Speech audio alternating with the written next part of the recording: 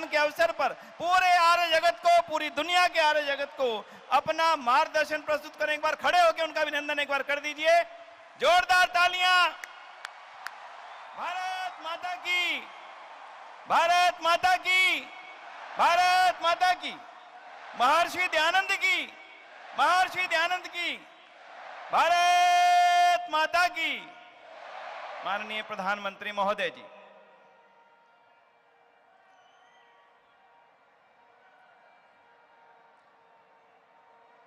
कार्यक्रम में उपस्थित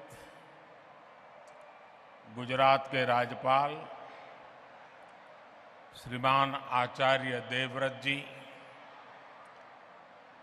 सर्वदेशिक आर्य प्रतिनिधि सभा के अध्यक्ष श्री सुरेश चंद्र आर्य जी, दिल्ली आर्य प्रतिनिधि सभा के अध्यक्ष श्री धर्मपाल आर्य जी, श्री विनय आर्य जी, मंत्रिमंडल के मेरे साथी जी किशन रेड्डी जी, मीनाक्षी लेखी जी, अर्जुन राम मेघवाल जी, सभी प्रतिनिधिगण, उपस्थित भाई और बहनों, महर्षि दयानंद जी की 200वीं जन्म जयंती का यह अवसर ऐतिहासिक है और भविष्य के इतिहास को निर्मित करने का अवसर भी है।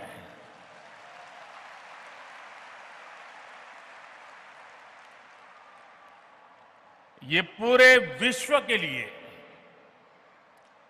मानवता के भविष्य के लिए प्रेरणा का पल है। स्वामी दयानंद जी और उनका आदर्श था कृण्वन्तो विश्वमार्यम,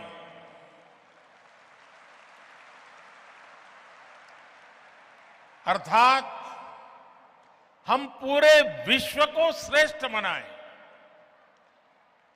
हम पूरे विश्व में श्रेष्ठ विचारों का,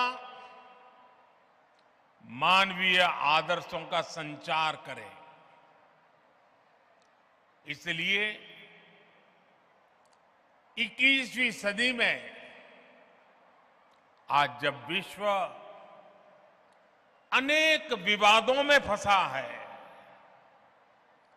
हिंसा और अस्थिरता में घिरा हुआ है, तब महर्षि दयानंद सरस्वती जी का दिखाया मार्ग करोड़ों लोगों में आशा का संचार करता है।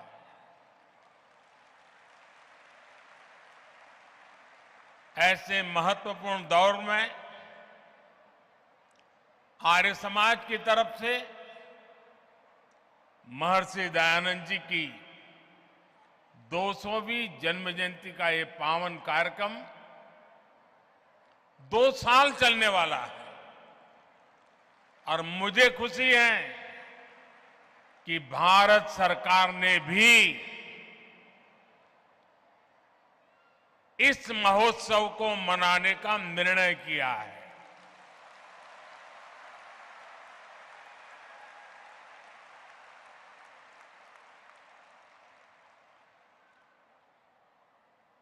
मानवता के कल्याण के लिए ये जो अविरत साधना चली है, एक यज्ञ चला है। अब से कुछ देर पहले मुझे भी आहुति डालने का सौभाग्य मिला है।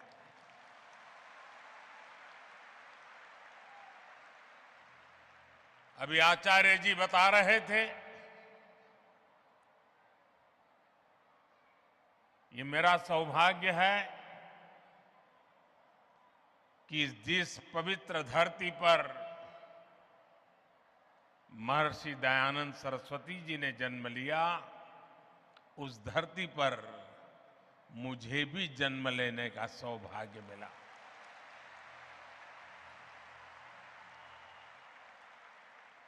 उस मिट्टी के से मिले संस्कार, उस मिट्टी से मिली प्रेरणा आज मुझे भी महर्षि दयानंद सरस्वती के आदर्शों के प्रति आकर्षित करती रहती है।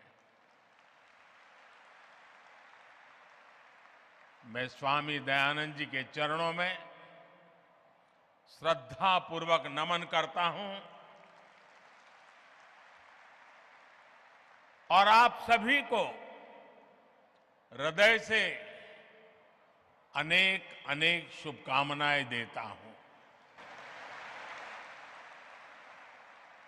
साथियों, जब महर्षि दयानंद जी का जन्म हुआ था तब देश सदियों की गुलामी से कमजोर पड़कर अपनी आभा, अपना तेज, अपना आत्मविश्वास सब कुछ खोता चला जा रहा था। प्रतिपल हमारे संस्कारों को, हमारे आदर्शों को, हमारे मूल्यों को चूर चूर करने की लाखों कोशिशें होती रहती थी। जब किसी समाज में गुलामी की हीन भावना गर कर जाती है तो आध्यात्म और आस्था की जगह आडंबर आना स्वाभाविक हो जाता है। मनुष्य के भी जीवन में देखते हैं, जो आत्मविश्वास हीन होता है वो आडंबर के भरोसे जीने की कोशिश करता है। ऐसी परिस्थिति में महर्षि दयानंद जी ने आगे आकर वेदों के बोध को समाज जीवन में पुनर्जीवित किया। उन्होंने समाज को दिशा दी, अपने तर्कों से यह सिद्ध किया और उन्होंने बार बार बताया कि खामी भारत के धर्म और परंपराओं में नहीं है, खामी है कि हम उनके वास्तविक स्वरूप को भूल गए हैं और विकृतियों से भर गए हैं। आप कल्पना करिए, एक ऐसे समय में जब हमारे ही वेदों के विदेशी भाषाओं को, विदेशी नैरेटिव को गढ़ने की कोशिश की जा रही थी, उन नकली व्याख्याओं के आधार पर हमें नीचा दिखाने की, हमारे इतिहास को, परंपरा को भ्रष्ट करने के अनेक विध प्रयास चलते थे। तब महर्षि दयानंद जी के ये प्रयास एक बहुत बड़ी संजीवनी के रूप में, एक जड़ी बूटी के रूप में समाज में एक नई प्राण शक्ति बनकर के आ गए।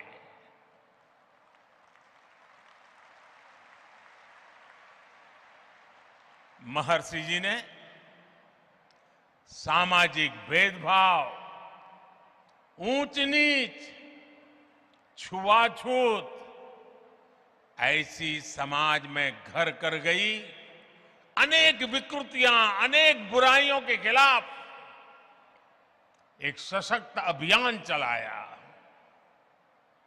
आप कल्पना कीजिए,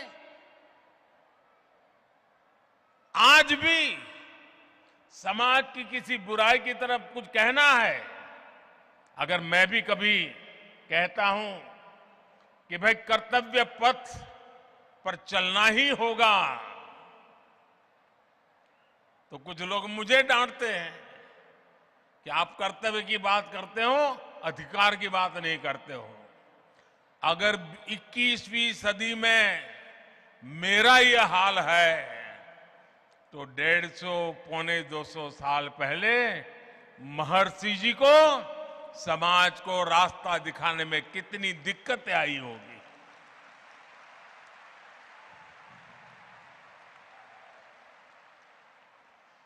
जिन बुराइयों का ठीकरा धर्म के ऊपर फोड़ा जाता था, स्वामी जी ने उन्हें धर्म के ही प्रकाश से दूर किया।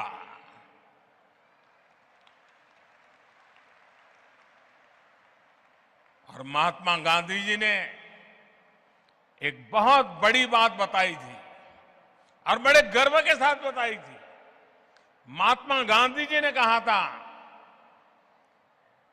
कि हमारे समाज को स्वामी दयानंद जी की बहुत सारी देन है, लेकिन उनमें अस्पृश्यता के विरुद्ध घोषणा सबसे बड़ी देन है। महिलाओं को लेकर भी समाज में जो रूढ़ियां पनप गई थी, महर्षि दयानंद जी उनके खिलाफ भी एक तार्किक और प्रभावी आवाज बनकर के उभरे। महर्षि जी ने महिलाओं के खिलाफ भेदभाव का खंडन किया, महिला शिक्षा का अभियान शुरू किया, और ये बातें 150 पौने 200 साल पहले की है। आज भी कई समाज ऐसे हैं जहां बेटियों को शिक्षा और सम्मान से वंचित रहने के लिए मजबूर करते हैं। स्वामी दयानंद जी ने ये बिगुल तब फूंका था जब पश्चिमी देशों में भी महिलाओं के लिए समान अधिकार दूर की बात थी।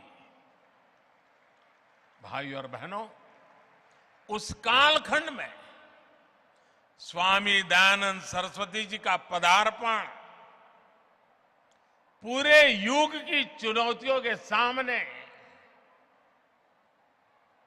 उनका उठ करके खड़े हो जाना यह असामान्य था। किसी भी रूप में वो सामान्य नहीं था। इसलिए राष्ट्र की यात्रा में उनकी जीवंत उपस्थिति, आर्य समाज के 150 साल होते हो, महर्षि जी के 200 साल होते हो, और इतना बड़ा जनसागर सिर्फ यहां नहीं, दुनिया भर में आज इस समारोह में जुड़ा हुआ है। इससे बड़ा जीवन की ऊंचाई क्या हो सकती है?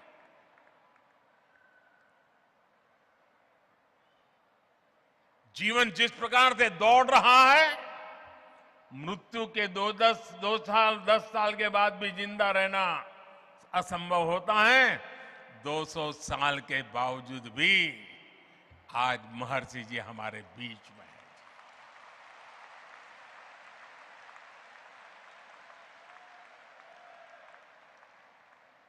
और इसीलिए आज जब भारत आजादी का अमृत काल मना रहा है, तो महर्षि दयानंद जी की 200वीं जन्म जयंती एक पुण्य प्रेरणा लेकर आई है। महर्षि जी ने जो मंत्र तब दिए थे, समाज के लिए जो सपने देखे थे, देश आज उन पर पूरे विश्वास के साथ आगे बढ़ रहा है। स्वामी जी ने तब आह्वान किया था, वेदों की ओर लौटे।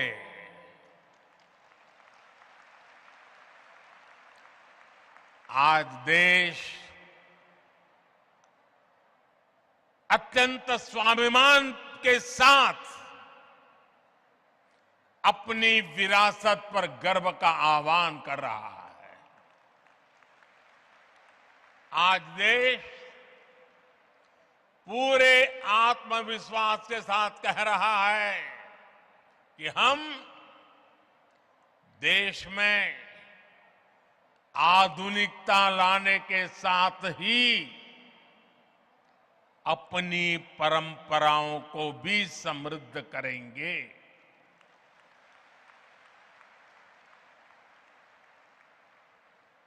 विरासत भी, विकास भी, इसी पटरी पर देश नई ऊंचाइयों के लिए दौड़ पड़ा है।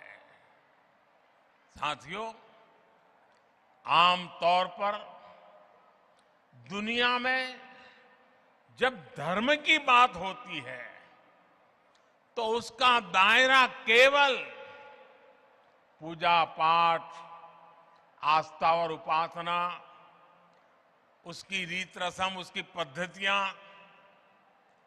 उसी तक सीमित माना जाता है। लेकिन भारत के संदर्भ में धर्म के अर्थ और निहितार्थ एकदम अलग है। वेदों ने धर्म को एक संपूर्ण जीवन पद्धति के रूप में परिभाषित किया है। हमारे यहां धर्म का पहला अर्थ कर्तव्य समझा जाता है। पितृधर्म, मातृधर्म, पुत्र धर्म, देश धर्म, काल धर्म, ये हमारी कल्पना है।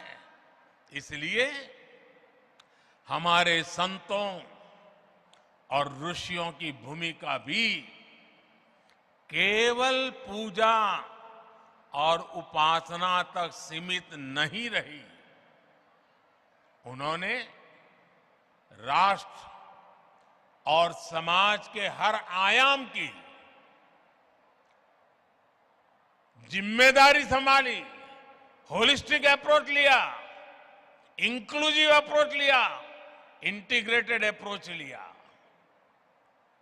हमारे यहां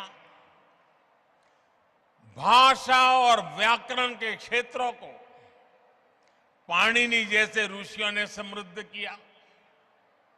योग के क्षेत्र को पतंजलि जैसे महर्षियों ने विस्तार दिया। आप दर्शन में, फिलॉसफी में जाएंगे तो पाएंगे कि कपिल जैसे आचार्यों ने बौद्धिकता को नई प्रेरणा दी।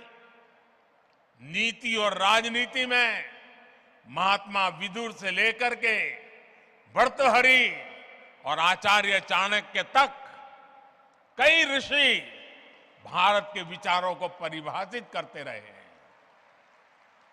हम गणित की बात करेंगे तो भी भारत का नेतृत्व आर्यभट्ट, ब्रह्मगुप्त और भास्कर जैसे महान गणितज्ञों ने किया।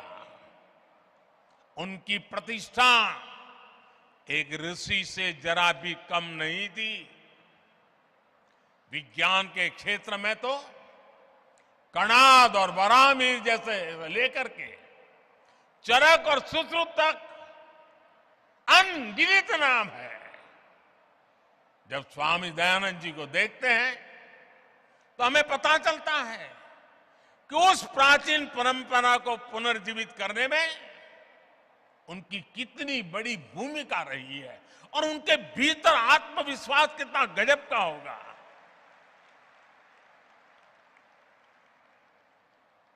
भाइयों और बहनों, स्वामी दयानंद सरस्वती जी ने अपने जीवन में केवल एक मार्ग ही नहीं बनाया, बल्कि उन्होंने अनेक अलग अलग संस्थाओं, संस्थागत व्यवस्थाओं का भी सृजन किया। और मैं कहूंगा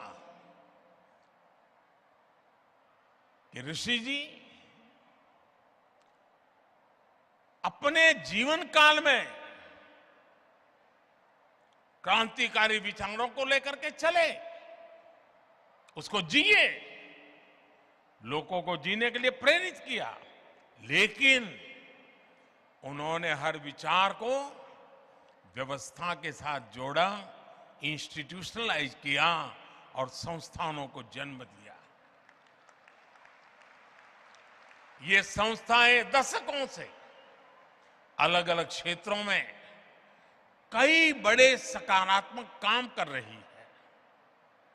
परोपकारिणी सभा की स्थापना तो महर्षि जी ने खुद ने की थी।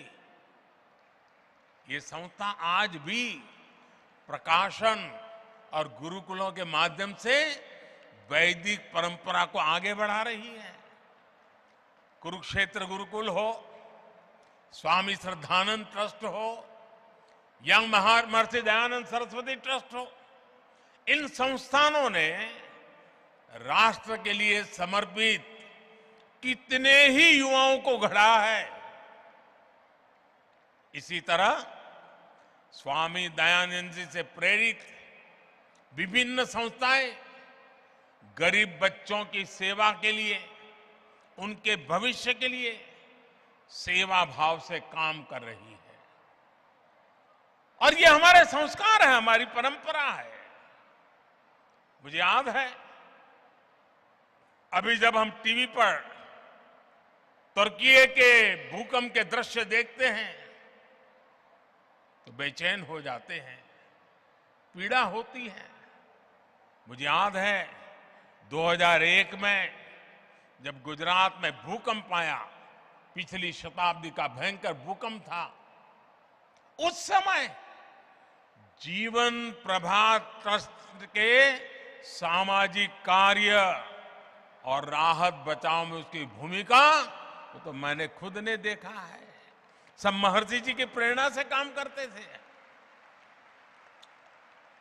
जो बीज स्वामी जी ने रोपा था वो आज विशाल वट वृक्ष के रूप में आज पूरी मानवता को छाया दे रहा है। साथियों, आजादी के अमृत काल में आज देश उन सुधारों का साक्षी बन रहा है जो स्वामी दयानंद जी की भी प्राथमिकताओं में था। आज हम देश में बिना भेदभाव के नीतियों और प्रयासों को आगे बढ़ते देख रहे हैं। जो गरीब है, जो पिछड़ा और वंचित है, उसकी सेवा आज देश के लिए सबसे पहला यज्ञ है। वंचितों को वरीयता, इस मंत्र को लेकर हर गरीब के लिए मकान, उसका सम्मान, हर व्यक्ति के लिए चिकित्सा, बेहतर आज देश की बेटियां बिना किसी पाबंदी के रक्षा सुरक्षा से लेकर स्टार्टअप तक हर भूमिका में राष्ट्र निर्माण को गति दे रही है। अब बेटियां सियाचिन में तैनात हो रही हैं और फाइटर प्लेन राफेल भी उड़ा रही है। हमारी सरकार ने सैनिक स्कूलों में बेटियों के एडमिशन, उस पर जो पाबंदी थी उसे भी हटा दिया। स्वामी दयानंद जी ने आधुनिक शिक्षा के साथ साथ गुरुकुलों के जरिए भारतीय परिवेश में ढली शिक्षा व्यवस्था की भी वकालत की थी। नई राष्ट्रीय शिक्षा नीति के जरिए देश ने अब इसकी भी बुनियाद मजबूत की है। साथियों, स्वामी दयानंद जी ने हमें जीवन जीने का एक और मंत्र दिया था। स्वामी जी ने बहुत ही सरल शब्दों में उन्होंने बताया था, आखिर परिपक्व कौन होता है? आप किसको परिपक्व कहेंगे? स्वामी जी का कहना था, और बहुत ही मार्मिक है, महर्षि जी ने कहा था, जो व्यक्ति सबसे कम ग्रहण करता है और सबसे अधिक योगदान देता है, वही परिपक्व है। आप कल्पना कर सकते हैं कितनी सरलता से उन्होंने कितनी गंभीर बात कह दी थी। उनका ये जीवन मंत्र आज कितनी ही चुनौतियों का समाधान देता है। अब जैसे इसे पर्यावरण के संदर्भ में भी देखा जा सकता है।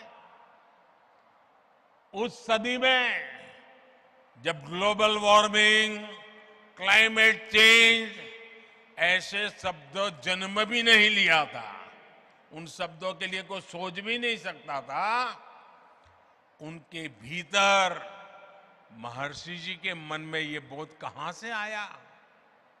इसका उत्तर है हमारे वेद, हमारी ऋचाएं।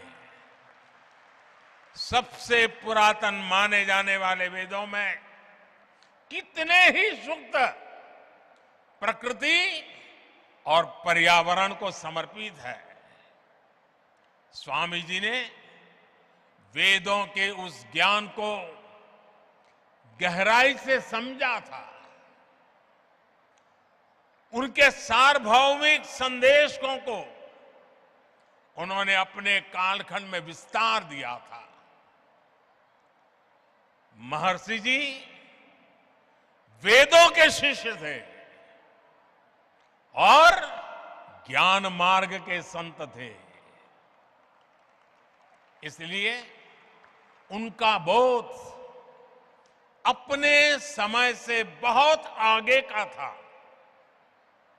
भाई और बहनों, आज दुनिया जब सस्टेनेबल डेवलपमेंट की बात कर रही है, तो महर्षि जी का दिखाया मार्ग भारत के प्राचीन जीवन दर्शन को विश्व के सामने रखता है, समाधान का रास्ता प्रस्तुत करता है।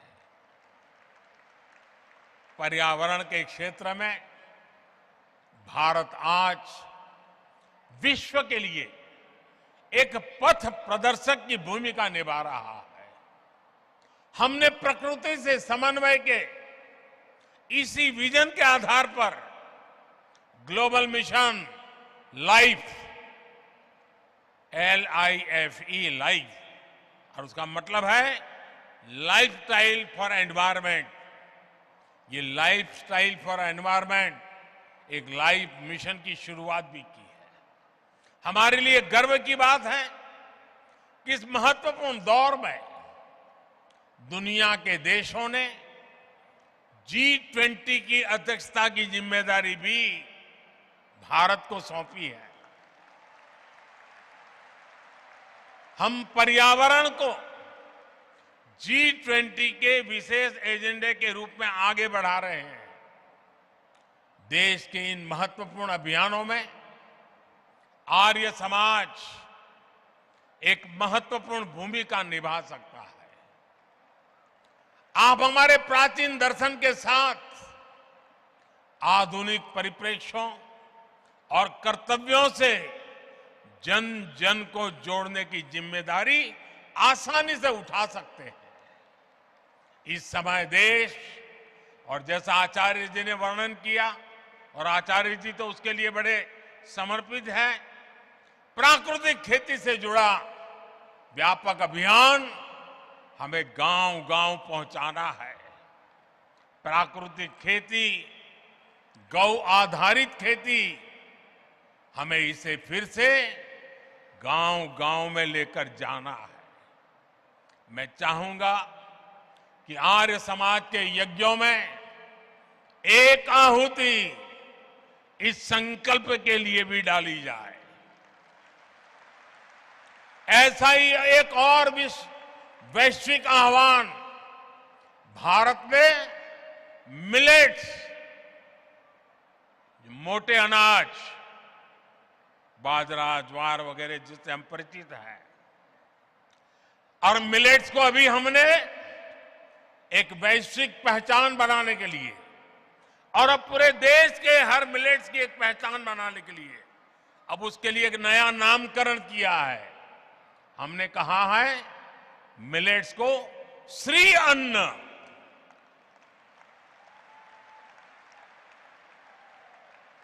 इस वर्ष संयुक्त राष्ट्र इंटरनेशनल मिलेट ईयर मना रहा है और हम तो जानते हैं, हम तो यज्ञ संस्कृति के लोग हैं और हम यज्ञों में आहुति में जो सर्वश्रेष्ठ है उसी को देते हैं। हमारे यहां यज्ञों में जौ जैसे मोटे अनाज या श्री अन्न की अहम भूमिका होती है, क्योंकि हम यज्ञ में वो इस्तेमाल करते हैं जो हमारे लिए सर्वश्रेष्ठ होता है। इसलिए यज्ञ के साथ साथ सभी मोटे अनाज, श्री अन्न देशवासियों के जीवन और आहार को, उसे वो जीवन में ज्यादा से ज्यादा जोड़े, अपने नित्य आहार में वो हिस्सा बने। इसके लिए हमें नई पीढ़ी को भी जागरूक करना चाहिए और आप इस काम को आसानी से कर सकते हैं। भाई और बहनों, स्वामी दयानंद जी के व्यक्तित्व से भी हमें बहुत कुछ सीखने को मिलता है। उन्होंने कितने ही स्वतंत्रता सेनानियों के भीतर राष्ट्र प्रेम की लौ जलाई थी। कहते हैं एक अंग्रेज अफसर उनसे मिलने आया और उनसे कहा कि भारत में अंग्रेजी राज के सदैव बने रहने की प्रार्थना करें। स्वामी जी का निर्भीक जवाब था, आंख में आंख मिलाकर के अंग्रेज अफसर को कह दिया था, स्वाधीनता मेरी आत्मा और भारतवर्ष की आवाज है, यही मुझे प्रिय है। मैं विदेशी साम्राज्य के लिए कभी प्रार्थना नहीं कर सकता। अनगिनत महापुरुष लोकमान्य तिलक, नेताजी सुभाष चंद्र बोस, वीर सावरकर, लाला लाजपत राय, लाला हरदयाल, श्यामजी कृष्ण वर्मा, चंद्रशेखर आजाद, राम प्रसाद बिस्मिल, लाखों लाख स्वातंत्र सेनानी और क्रांतिकारी महर्षि जी से प्रेरित थे।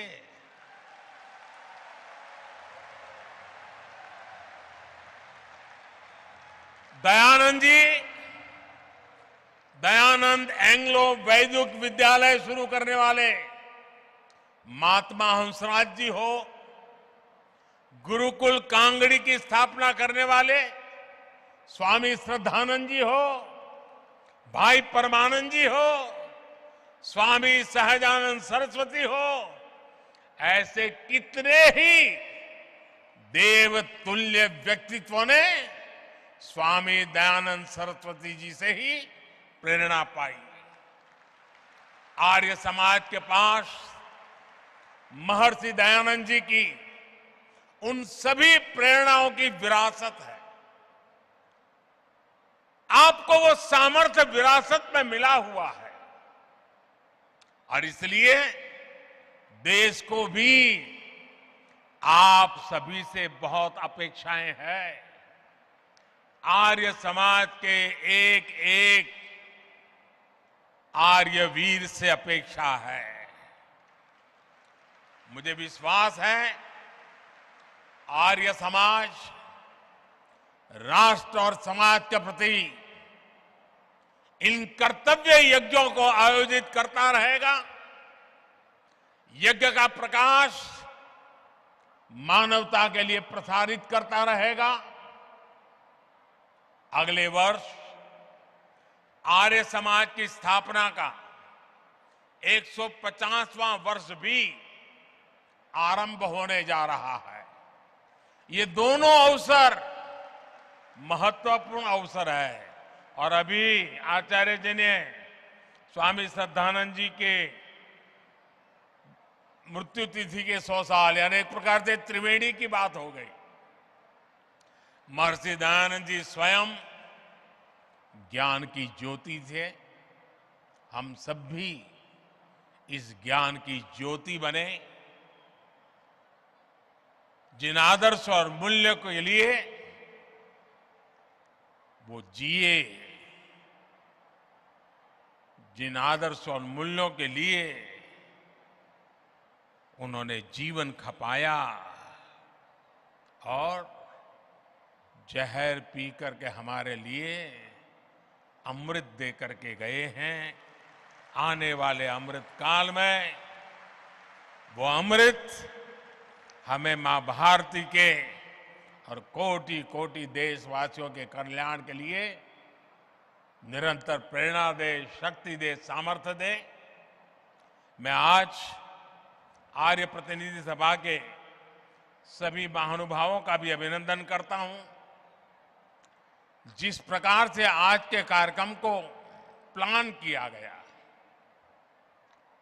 मुझे आकर के जो भी 10-15 मिनट उन सब चीजों को देखने का मौका मिला, मैं मानता हूं कि प्लानिंग, मैनेजमेंट, एग्जीक्यूशन हर प्रकार से उत्तम आयोजन के लिए आप सब अभिनंदन के अधिकारी हैं। बहुत बहुत शुभकामनाएं, बहुत बहुत धन्यवाद।